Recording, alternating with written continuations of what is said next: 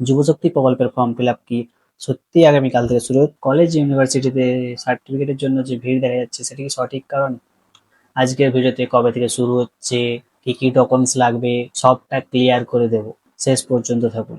এই চ্যানেলে সরকারি স্কিমের সঠিক ও যাচাই করা আপডেট নিয়ে এসেছে, যাতে ভুল তথ্য বিভক্ত না হয়। প্রথমেই দেখি কারা কারা এই প্রকল্পের জন্য আবেদন করতে পারবেন। 1. পশ্চিমবঙ্গের স্থানীয় বাসিন্দা হতে হবে, বাইরের রাজ্যের কেউ আবেদন করতে পারবে না। 2. বয়স হতে হবে 21 থেকে 45-এর মধ্যে। 3.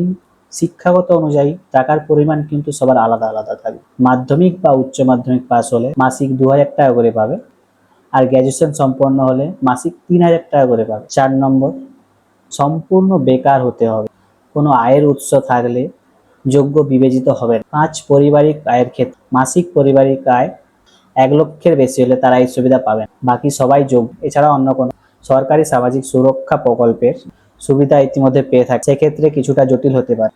এই নিয়ে এখানে সঠিক। এবার দেখি কি কি কাগজপত্র রেডি রাখা দরকার।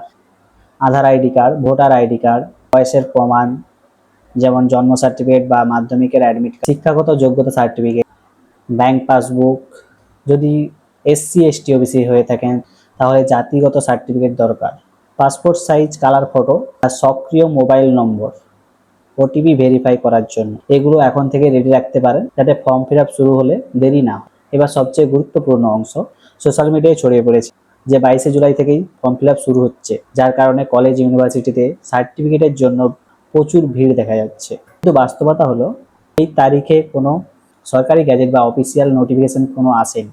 সরকারি দপ্তর থেকেও কোনো নিশ্চিত করা নেই যে অফিসিয়াল পোর্টালে আবেদন হওয়ার কথা, সেখানে শুধু নাম বদলে বাকি কোনো পরিবর্তন হয়নি।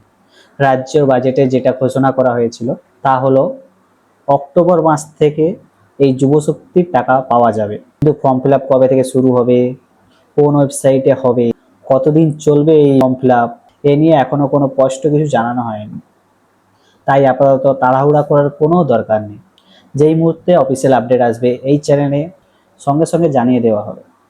এই সময়ে সাবধান থাকুন, সোশ্যাল মিডিয়ায় ছড়িয়ে পড়া ভুল কোনো লিঙ্কে গিয়ে নিজের ব্যক্তিগত তথ্য শেয়ার করবেন না, শুধুমাত্র অফিসিয়াল ঘোষণার অপেক্ষা করুন।